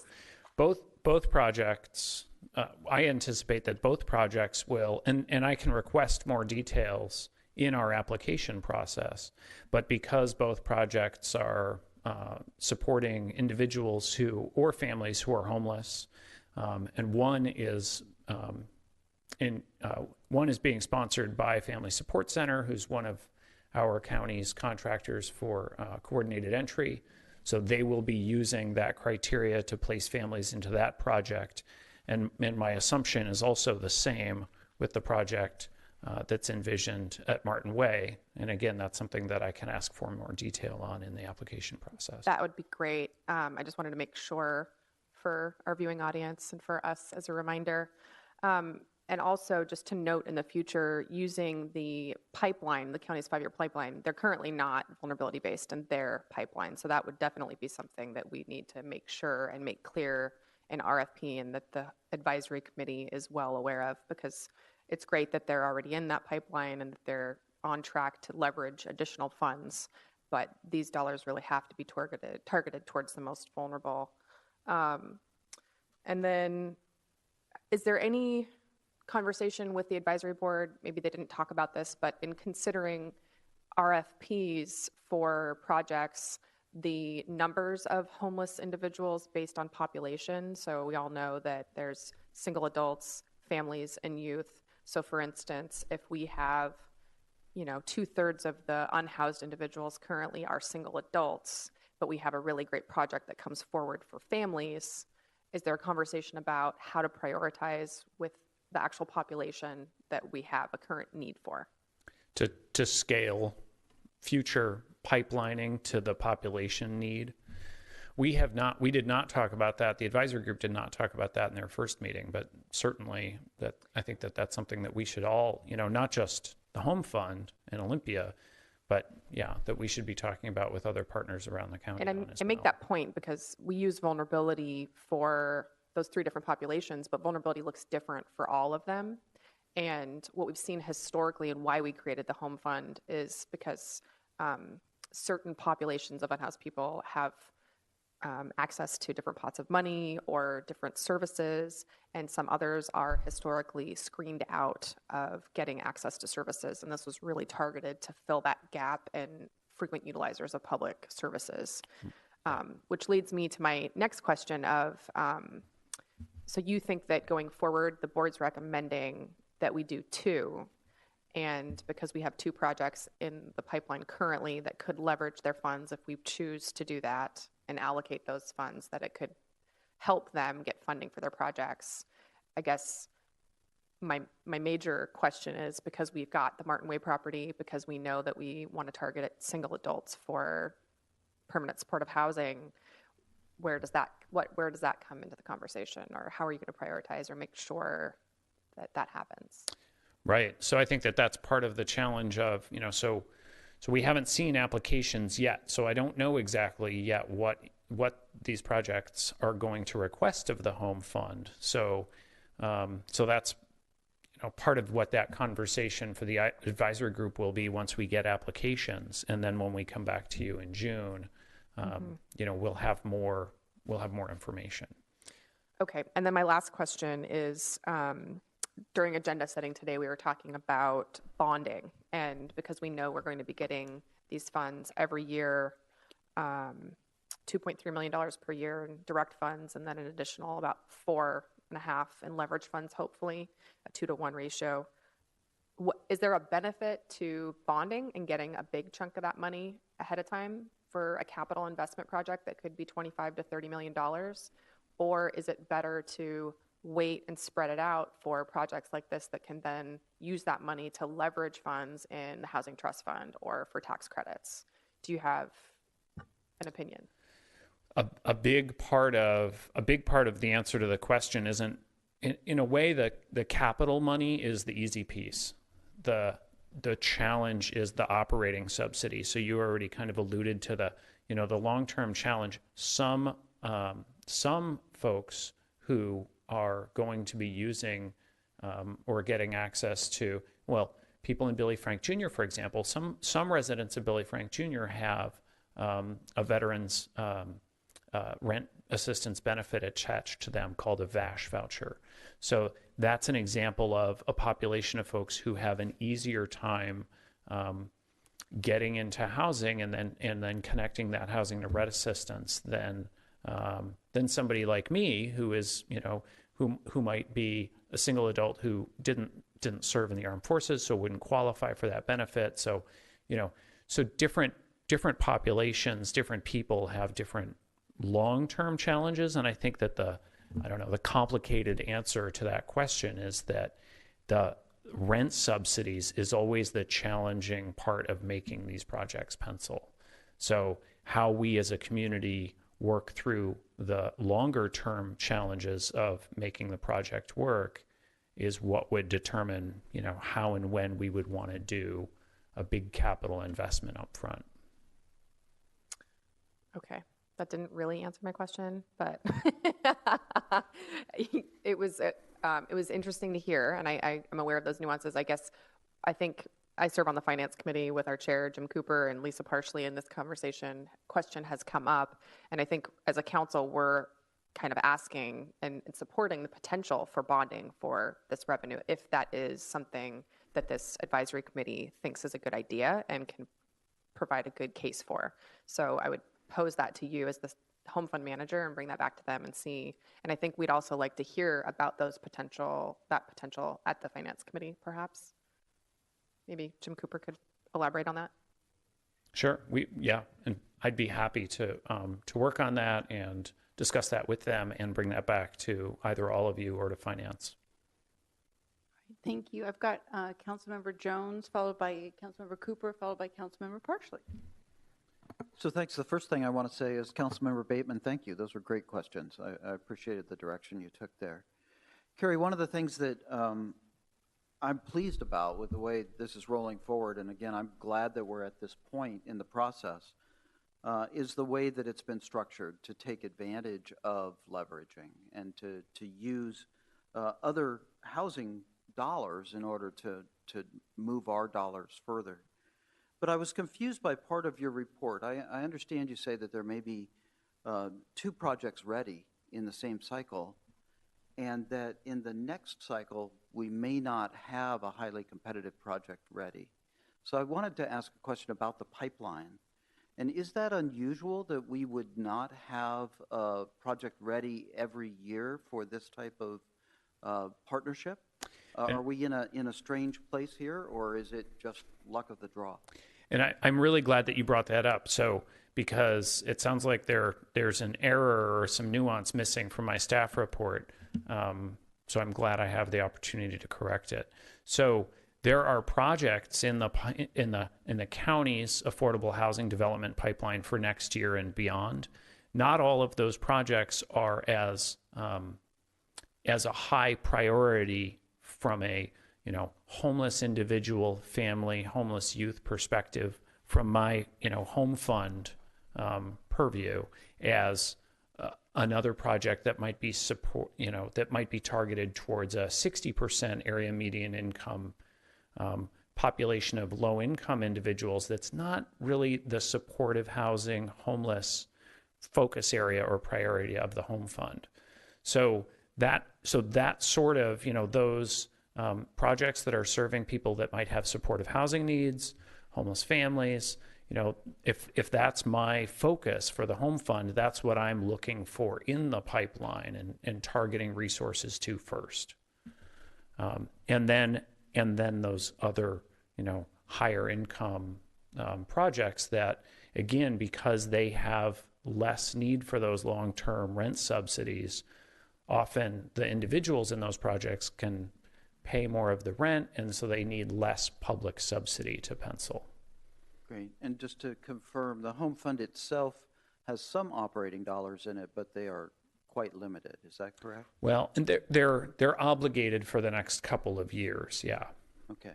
Okay. And then would you just clarify? You mentioned the Housing Authority project, the third project. How does it fit into this hierarchy? You were talking about some that may be targeted at different income levels. Are you suggesting that it is not targeted at this population that the home fund is targeted towards? Well, so that project, since that project's a year out, I don't know as much about it. But my understanding is that that's a higher income level project. I see. Okay. Thank you. It's helpful. Thank you. I've got Councilmember Cooper, followed by Councilmember Parsley. Thank you, Mayor Selby. Thank you, Carrie. I'm fully supportive of the outline that you've presented, and particularly thankful that the advisory committee's been able to jump in so fast and bring us a recommendation. I don't know if I've seen this kind of swift action very often in government, so it's pretty awesome. So I just have a couple of thoughts towards the RFP and maybe even beyond. The first thing that comes to my mind is in the concept of multi-year. I think it would make a lot of sense, given what you've outlined, to look at doing the first year and maybe some or all of the second year into this RFP, and then giving us some time to establish the 5 or 10 year home fund pipeline. That could, that would allow time between RFPs to really figure out what projects should come next, in my opinion. I also begin to start wondering about the service dollars and how those might come into play in the future. And so I think we've gotten really good at this, and I'm thinking of the Water Street RFP, the Griswold's RFP, the Smith Building RFP for CDBG, where we asked creative questions to bring the applicant to have the applicant bring us new and creative ideas for the partnership. So in the CDBG RFP, the year that we brought the Smith Building, which is now Pear Blossom Place, what would you do if we threw in a piece of property? And this is the specific one. And so some conversation in the RFP about being creative with that partnership. If we brought property, maybe specific properties like the one you mentioned on Martin Way. If we did the frontage improvements on that property, how much further would you get in the housing units? If we brought our CDBG funds to the table, how many more units would that bring?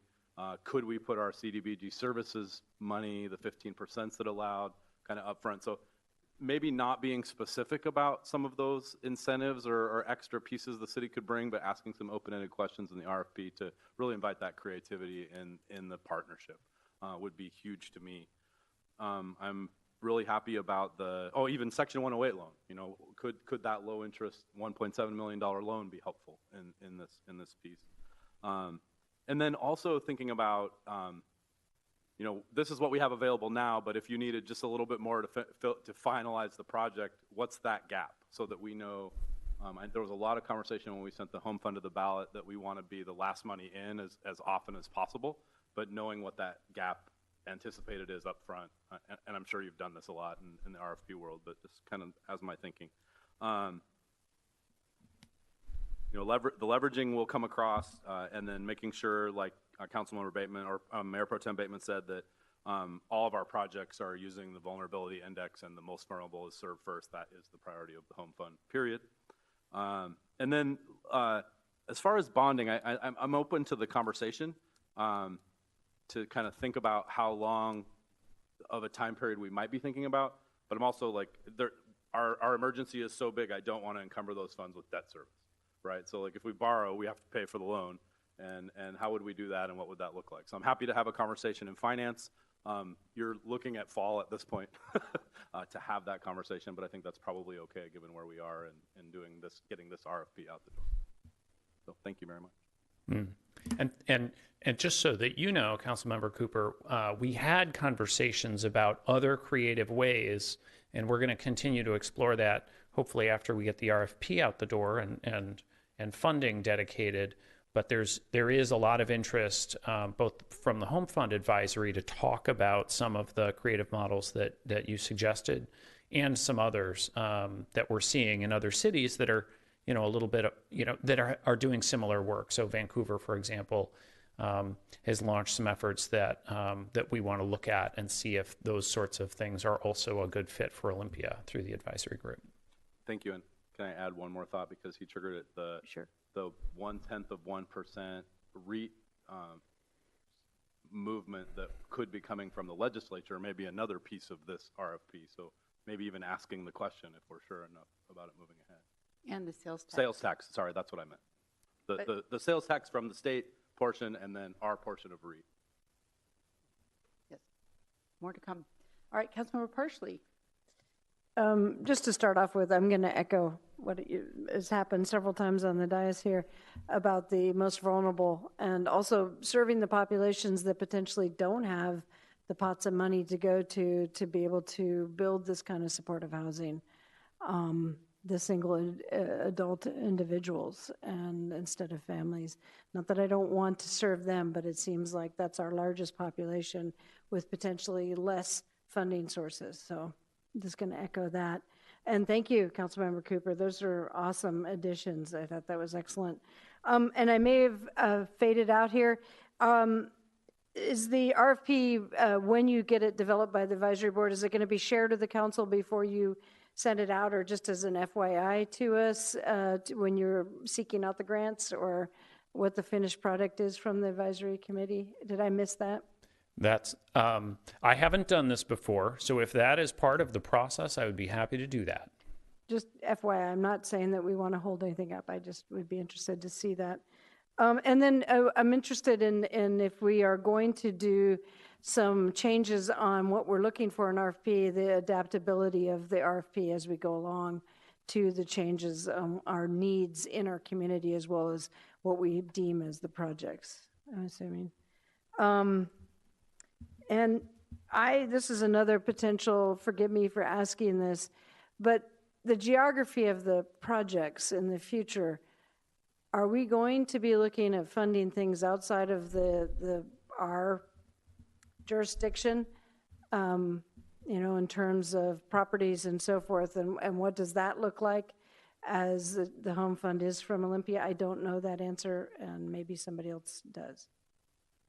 And we don't know that answer either. So I think all of those comments and questions are important, because there are many things that we haven't talked about, the advisory group hasn't talked about, and that is not really on that we're not taking action on right now, because our first action was really to support these existing efforts that are happening in the community, and making sure that we're helping use the home fund to make them as competitive as they can be this summer and in the fall.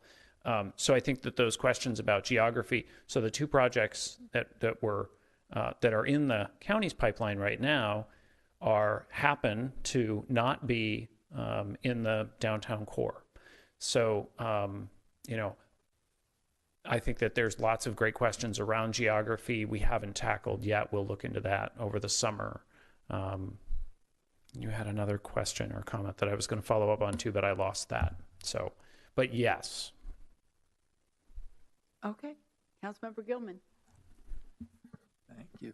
Well, I appreciate the conversation, and I'm very much in support of the Home Fund Advisory Board's recommendation for the funding process. And I have one request to respond to some of these concerns, and that's that in this initial round, the board recommended using projects currently in the Thurston County, Thurston Thrives Capital Projects pipeline, right? I don't want that to be memorialized as a qualification criteria for subsequent years. That I understand it makes sense right now with projects that are of interest and happen to already be in that pipeline, but I don't want us to be subordinate to that process moving along. I agree, and I think that this what is special about the Home Fund and other funds like it is that it's flexible. So I don't think it's to our community's advantage to lose that flexibility. I think this year's recommendation for the funding process is just that, and I think over the course of the summer and subsequent Home Fund Advisory Board meetings, we'll want to talk about how do we shape that to address, your question and concerns, Councilmember Parsley's and everyone else's, so that we can grow leverage and really make sure that we're investing in more housing and more, wherever we want that to happen, and that it's connected as much as possible with other systems that we want to make sure that we're including or connecting with. Right. Thank you. Any other questions? Thanks, Carrie, so much. We look forward to hearing what the RFP brings back. Thank you. Oh, Councilmember Bateman. We need a motion? Oh, yes, thank you. I move to approve the Home Fund Advisory Board's 2019 Home Fund Award process. Second. All in favor, say aye. Aye. Opposed, motion passes. Thanks for that, mem. Reminding me, so we are done with our regular business meeting. We've got reports, council reports. I have a mayor's report.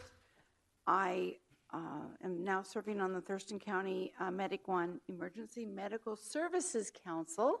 That's been informative, learning all about how we take care of folks in crisis. And one of those things that we are seeing, mostly in our downtown core are people with mental health crises happening. And so I'm pleased to announce that the psychiatric hospital in the Woodland Square area of Lacey is looking like they will be opening their doors in June. So that is good news. And they were saying that there's actually going to be an emergency room component. So I'm really excited for our mobile mental health outreach group to be informed about how they can coordinate with serving those folks. So that was good news from there.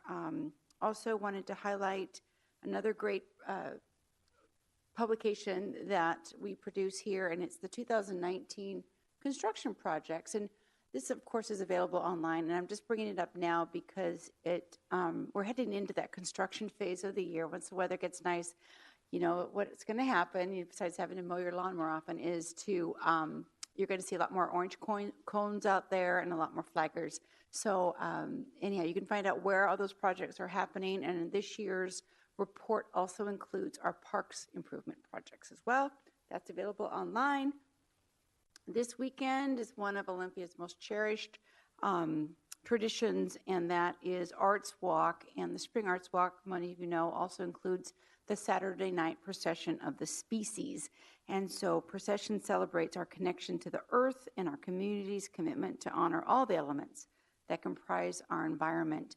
And one of the key values of this community is compassion and tolerance.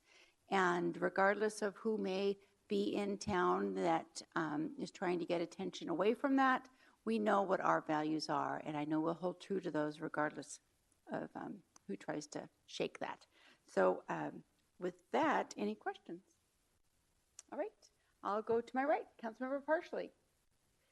I only really have one thing to report, and that is I attended the workshop this weekend at the Capitol High School, and I was very impressed with Amy Buckler and Stacy Ray and the whole staff and the mayor. Pretty amazing workshop. but most importantly, those who actually showed up on a sunny spring morning, and the cafeteria is pretty much full of round tables with very few of them that had open seats. It was pretty amazing that everybody came to share their voice, their ideas, and their time on that morning. And as one of those who was listening and trying to get ideas and get a temperature for our community, pretty phenomenal. I'm still thinking about it and processing it. So for all of you, thank you.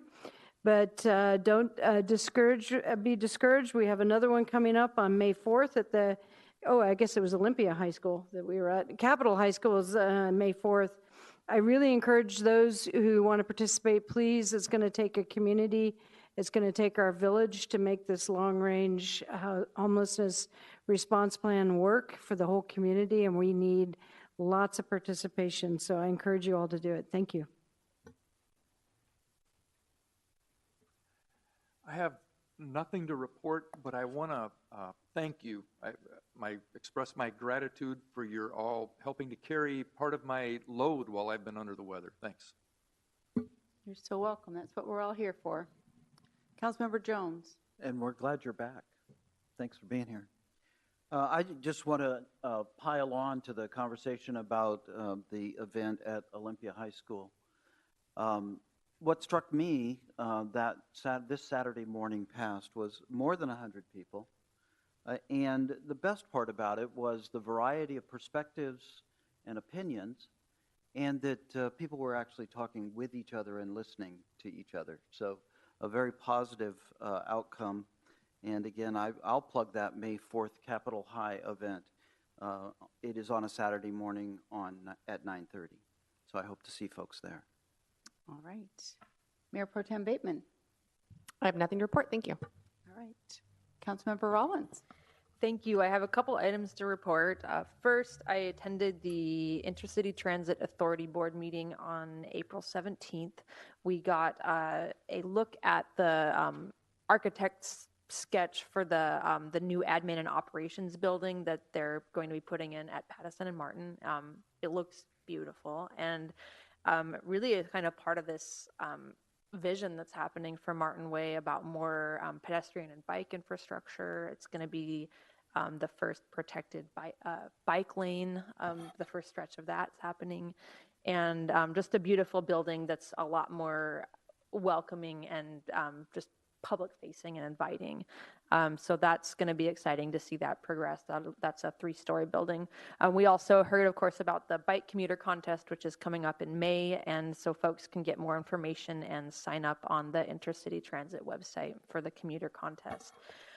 Then 2 days later, I was at the Intercity Transit Authority planning sessions, kind of like a half-day retreat that they hold every quarter now. And we kicked off with a refresher on the Proposition 1 service expansion commitments that were made to voters. Things like expanded hours, improved frequency, potentially going into new areas like Northeast Lacey, and some capital facilities as well. But spent the bulk of our time going kind of a deeper dive into alternative fare structures, and specifically exploring and continuing to explore the concept of prepaid fare, which is fare collected or fare funded by means other than collected fare. So oftentimes other communities that have gone this route will seek out partnerships and sponsorships from organizations, employers in the community, that sort of thing. And yeah, the official report is we're just continuing to explore that. I'm reaching out to potential partners and to the rest of the community to kind of to put out some of the benefits that other communities have realized in making this kind of a transformation in service delivery. 40% increase in ridership in some communities could be great for downtown. But so stay tuned, and the staff at IT will be bringing the board more information on that outreach work come July. And lastly, I got to participate in the Earth Day Market Ride, which is the bike. So folks come from 7 different points around the community on their bicycles. We meet up down at by the fountain on the isthmus, and then we ride out as a big group of like 150 of us or so on bikes to the farmers market. It's always a lot of fun, and it was great again this year. So that's all I have to report. All right, great report. Any questions for Councilmember Rollins? All right, Councilmember Cooper. Thank you, Mayor Selby. Just a couple of items from finance this week. So we had the county there to talk to us about the financing for the courthouse. It's part of our ongoing agenda item around our long-term capital needs, so we'll keep talking about it. We did ask specifically to keep having conversations in near future meetings about long-term land ownership, about space allocations, about our overnight holdings facilities, about parking, and about the real impacts of the environmental mitigation that might be necessary in the proposed project. We also had the Washington Center in. So once a year, the Washington Center comes and tells us how they're doing. And I'll tell you, after watching this for almost my entire time on council, it's amazing to see the Washington Center recovered and growing. So they've been packing houses, having a lot of fun, and bringing some pretty amazing names to Olympia. And I just want to give a big commendation to all of that team, and particularly to Debbie Sullivan on our staff, who is playing the role of the liaison. Every time I see Jill Barnes, the executive director, she thanks me for the city relationship, and she's just so proud of the facility. And they're now beginning to turn their work from a capital standpoint on the inside of the building, and what else can they do to, as she said, bring the inside up to the caliber of the outside. And so that's a pretty exciting future. We also begun the conversation about how we might build a fence around parks funding in our budget. So one of the things that the Metropolitan Parks District Advisory Committee recommended to us in their report last year was possibly creating an enterprise fund for parks. So those funds remain under lock and key for parks. We looked at about 5 different options. We narrowed those options down to 3, and we've asked the MPD Advisory Committee to weigh in before the Finance Committee will make a recommendation to Council. So that could take a couple more months, but we are on it. We also continue to look at our year-end balancing exercise. I think most council members have had a briefing about GASB and the government accounting principles. So we're doing some updates to how we show our cash and revenues in our budget and in our year-end reporting. So the year-end report will look a little bit different, but it should be coming soon, and we can all look at it together.